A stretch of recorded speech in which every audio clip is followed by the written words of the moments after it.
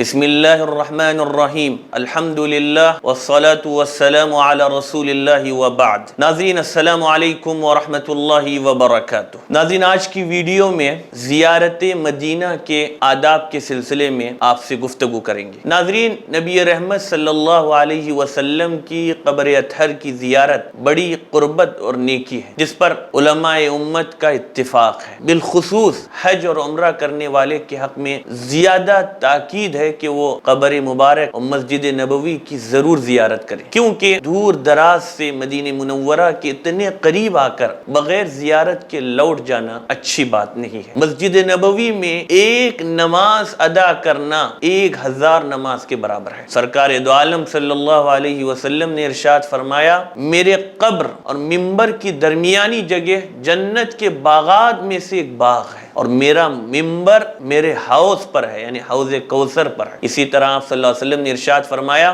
جو بھی مجھ کو سلام کرتا ہے اللہ میری روح لوٹا دیتے ہیں تاکہ میں اس کو جواب دوں۔ کتنی سعادت کی بات ہے اور کتنا خوش نصیب ہے وہ آدمی جو اس جگہ پہنچے اور رسول اللہ صلی اللہ علیہ وسلم کو سلام کرے، قبر اطہر کی زیارت کرے اور مسجد نبوی میں بیٹھ کر عبادت کرے۔ تو مدینہ منورہ میں جانے کے بعد مسجد نبوی اور قبر اطہر ان دونوں کی زیارت کرنا مستحب ہے اور ان دونوں کا اجر اس کے حساب میں لکھا جائے گا۔ جب آدمی مدینہ آئے تو راستے میں کثرت سے درود و سلام پڑھتا رہے، مدینہ داخل ہونے سے پہلے، ورنہ کم از کم مسجد نبوی جانے سے پہلے غسل کرے اور اپنے پاس موجود سب سے پاک اور صاف لباس پہنے، مسجد میں داخل ہوتے وقت دعا پڑھے اور اگر ممکن ہو تو پہلے روضۃ الجنہ میں آ کر 2 رکعت تحیۃ المسجد کی نماز پڑھے۔ اگر وہاں جا کر نماز پڑھنا ممکن نہ ہو تو پھر مسجد میں جہاں جگہ ملے وہاں نماز پڑھے۔ پھر قبر شریف کے پاس آ کر اپنے دل سے تمام دنیاوی تعلقات کو نکال کر اس مقام کے جلال اور اس میں موجود شخصیت کے مقام و مرتبے کا ذہن میں استحضار کر کے پورے ادب اور احترام کے ساتھ آہستہ آواز سے ان الفاظ میں رحمت دو عالم صلی اللہ علیہ وسلم کو سلام کرے، السلام علیک یا رسول اللہ صلی اللہ علیہ وسلم۔ پھر ذرا ہٹ کر جہاں حضرت ابوبکر صدیق رضی اللہ عنہ کی قبر ہے ان الفاظ میں ان کو سلام کرے، السلام علیک یا ابا بکر الصدیق رضی اللہ عنہ۔ پھر ذرا ہٹ کر جہاں حضرت عمر فاروق رضی اللہ عنہ کی قبر ہے ان الفاظ میں ان کو سلام کرے، السلام علیک یا عمر بن الخطاب رضی اللہ عنہ۔ وہاں لکھا ہوا ہے تو پورے ادب اور احترام کے ساتھ، پورے استحضار کے ساتھ اور اس بات کو دل میں آدمی سوچے کہ مجھ جیسا گنہگار محض اللہ کے فضل سے آج میں کہاں پہنچ گیا، اور پھر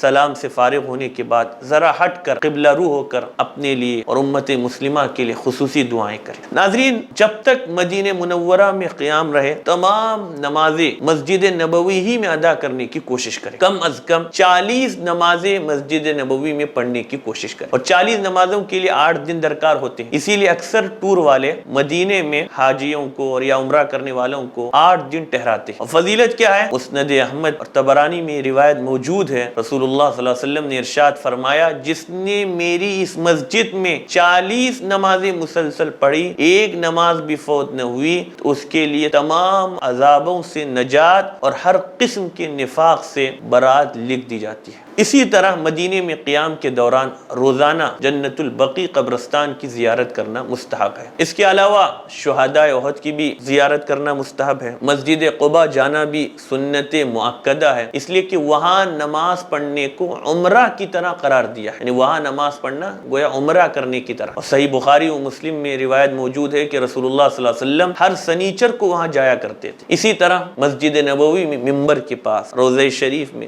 دعاؤں کا زیادہ اہتمام کرے، مدینے میں جب تک قیام رہے درود و شریف کا کثرت سے ورد کرے، وہاں جو بقیہ تاریخی جگہ ہیں ان کی بھی زیارت کرے اور جگہ جگہ استحضار ہو، چاہے مکہ ہو یا مدینہ ہو کہ یہ بڑی مبارک سرزمین ہے، یا ہزاروں صحابہ رہے، تابعین رہے، بڑے بڑے علماء، دنیا بھر کے صلحاء اور اولیاء یہاں اپنے اپنے زمانے میں آتے رہے، ان کی زندگیاں وہاں گزری۔ ان سب استحضار کے ساتھ ہمارا وہاں قیام انشاءاللہ بڑا مفید ثابت ہوگا، ہم سے غلطیاں کم سے کم ہو اور وہاں نیکیوں کا ثواب زیادہ ہے تو گناہوں کے سلسلے میں بھی بہت محتاط ہو۔ اللہ ہی ہم سب کی حفاظت کرے۔ بہرحال پھر جب مدینہ منورہ سے روانگی کا ارادہ ہو تو مسجد میں الوداعی 2 رکعت ادا کرے، مسجد نبوی میں 2 رکعت الوداعی ادا کرے اور حسب سابق قبر اطہر پر جا کر درود و سلام کا نذرانہ پیش کرے اور زندگی میں بار بار یہ بابرکت موقع نصیب ہونے کی دعا کرے۔ دعا ہے کہ اللہ تعالی ہم سب کو بار بار وہاں کی حاضری نصیب فرمائے اور دارین کی سعادتوں سے مالا مال فرمائے۔ السلام علیکم ورحمۃ اللہ وبرکاتہ۔